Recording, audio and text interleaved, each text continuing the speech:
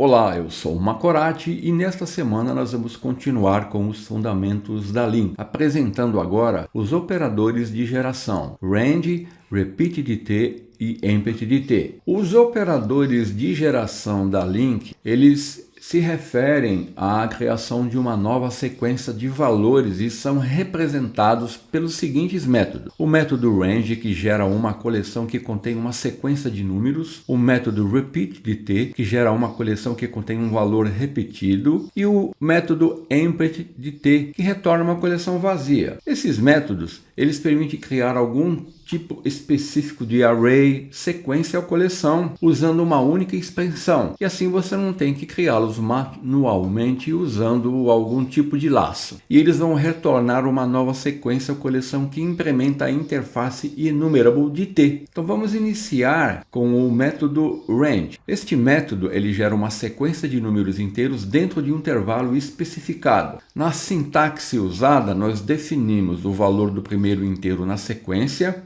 e a seguir o número de inteiros sequenciais que serão gerados. E será retornado então um enumerable_dt que contém um intervalo de números inteiros sequenciais que foi definido aqui, usando aqui esses parâmetros. Então o primeiro parâmetro ele vai especificar o valor do primeiro inteiro e o segundo parâmetro vai especificar o número de inteiros que serão gerados. Então, quando o valor de count aqui for menor que 0, ou quando a soma do start do count aqui, menos 1, for maior que o max value dos números inteiros, nós vamos ter uma exceção do tipo argument out of range exception. Lembrando que este método ele é implementado usando a execução adiada. Então o valor do retorno imediato é um objeto que vai armazenar as informações necessárias para executar a ação.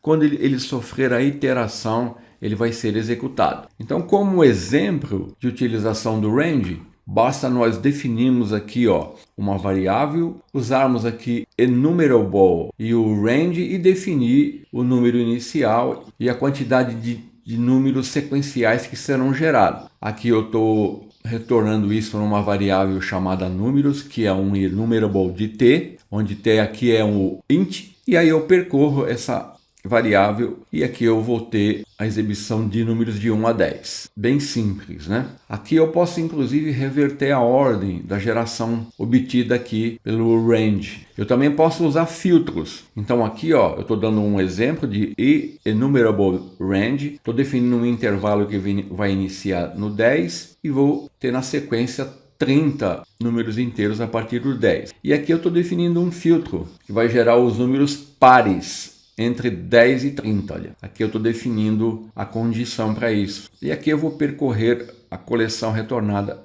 e exibir o resultado. Então toda vez que eu quiser aplicar um filtro, basta eu gerar a sequência primeiro, usando o método range, e depois eu aplico aqui o filtro usando o método de extensão where. Eu posso também definir aqui um select, definindo aqui que neste exemplo aqui eu vou gerar números inteiros de 1 a 10 e eu vou retornar o quadrado de cada número. Então eu estou aplicando aqui uma operação na geração dos números. Então aqui eu vou ter como resultado 1 ao quadrado, 2 ao quadrado, até 10 ao quadrado. Então abrindo aqui o Visual Studio 2022 no projeto Console, então o tipo de retorno eu posso definir var, por exemplo, eu vou armazenar numa variável chamada números e vou usar enumerable, dou um ponto, range, e aqui eu vou definir o número inicial, por exemplo, 1, e quantos números serão gerados aqui.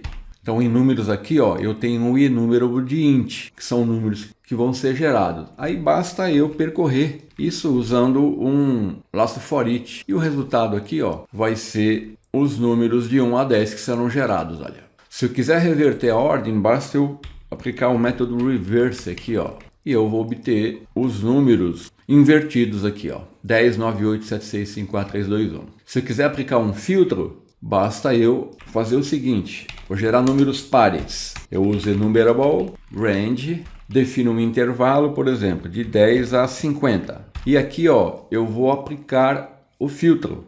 Uso where e aqui defino a lógica, que que no meu caso aqui vai ser que o módulo da operação de x por 2 tem que ser igual a 0. Quando isso ocorrer, eu tenho um número pares. Aqui eu uso o laço for each, percorro a coleção definida aqui na variável pares, que é do tipo enumerable de int, ó, e eu vou ter aqui o resultado. Olha aqui, ó, 10, 12, 14, 16. Então aqui eu apliquei um filtro usando o where. Então sempre eu faço a geração e depois aplico o filtro usando a condição que eu quiser. Então uma outra forma de eu operar com range, eu gero aqui, ó, os números de 1 a 10 e aqui, ó, eu estou aplicando uma operação, ó. Então, para cada número gerado, eu multiplico o número por ele mesmo. Então, eu vou ter 1 vezes 1, 2 vezes 2, e o resultado final, olha, eu vou obter os quadrados dos números. Olha aqui, ó, 1, 4, 9, 16, 25, 36, 49 até o 100.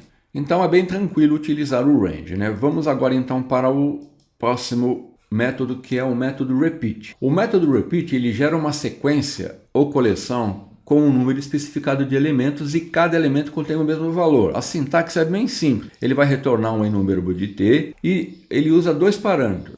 O valor a ser repetido e o número de vezes que o valor será repetido. E ele vai retornar um enumerable do tipo, que vai conter os valores repetidos. Então o primeiro parâmetro especifica o valor a ser repetido e o segundo parâmetro, o número de vezes que eu quero repetir. Aqui, se count for menor que 0, nós teremos uma exceção do tipo argument out of range exception.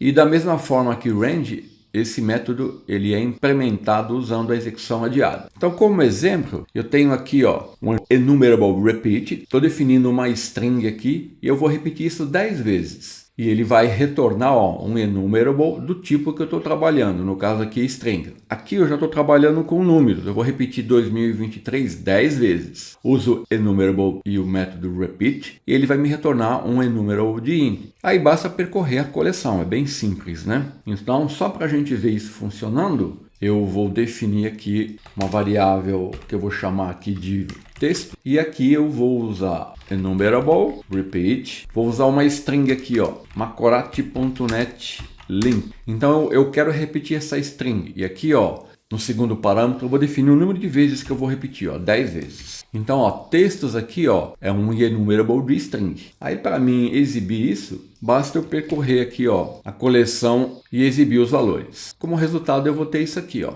Olha aqui, ó, 10 vezes a string macorati.net-link. Então, se eu trocar aqui, vamos mudar aqui o nome da variável para número, e aqui eu vou colocar um número inteiro, ó, 2023. Então, agora eu vou exibir repetidamente o número 2023. Executando, olha, eu tenho esse número repetido, a quantidade de vezes que foi fornecida aqui, ó. No caso aqui, 10 vezes. Bem simples também. E agora o último método, que é o método empty de t. Então esse método ele é usado para retornar uma coleção vazia, ou seja, um enumerable de t de um tipo especificado. A sintaxe é bem simples. Então ele vai armazenar em cache uma sequência vazia do tipo de t. E quando o objeto que ele retorna é enumerado, ele não produz nenhum elemento. Então, em alguns casos, esse método é útil para passar uma sequência vazia para um método definido pelo usuário que está usando um enumerable de t. E ele também pode ser usado para gerar um elemento neutro para outros métodos, como union.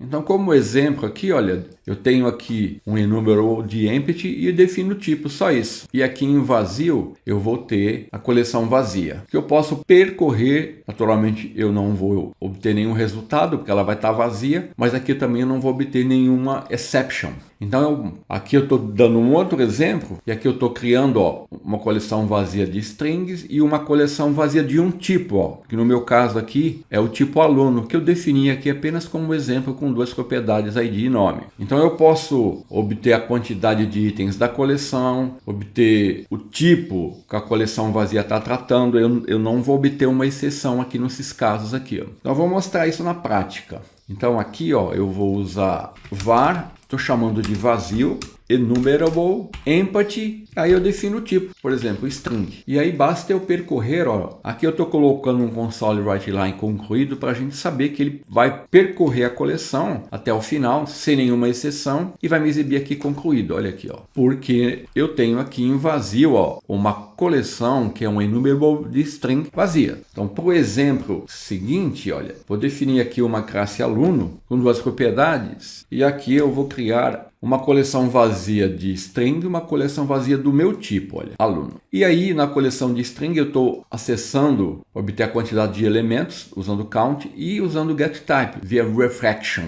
para obter o nome do tipo. Você vai ver que aqui ele vai me retornar uma partição. E para objeto é a mesma coisa, o comportamento vai ser o mesmo, olha aqui, ó.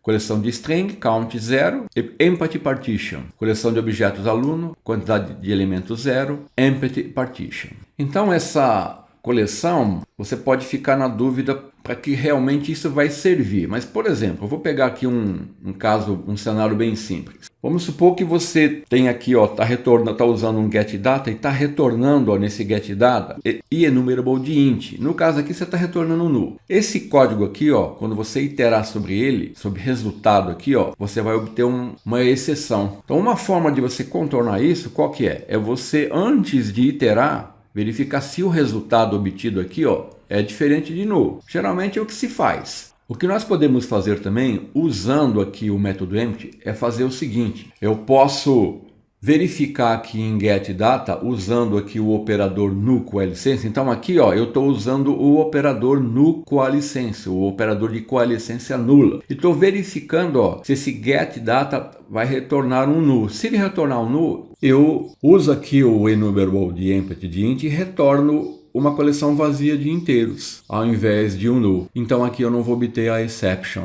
Então essa seria uma das opções que você pode usar o empty, dentre outras, né? Então aqui é só para a gente mostrar isso. Deixa eu apagar tudo isso aqui. Então o cenário, eu tenho aqui um método estático que está me retornando um null aqui, ó. Isso pode acontecer em diversos cenários, né? Aqui eu espero um enumerable de int e ele está me retornando um null. E aqui eu tenho o código, olha, onde eu estou chamando o método getData, que vai armazenar o resultado aqui na variável resultado, que é um enumerable de int. Olha aqui, ó. Só que aqui, ó, getData vai retornar um null. Então, uma forma disso não ocorrer é eu verificar o resultado aqui, ó. Se eu tirar essa verificação, a hora que eu executar, eu vou ter uma exception. Olha aqui, ó. Então, uma forma elegante de evitar isso, sem ter que usar um if aqui, ó, é usar o operador de coalescência nulo aqui, ó, e aí usar o enumerable de empty de int. Então aqui, se isso for null, ele vai me retornar essa coleção vazia. E aqui, ó, eu não vou ter a exception. Executando, olha, ele passou pelo processamento e exibiu aqui o concluído, indicando que aqui agora eu não tenho uma exception. Eu obtive aqui, ó, como resultado, um enumerable de int vazio. Então seria uma aplicação possível para esse método empty. Então esta semana era isso. Até o ano que vem, se Deus quiser.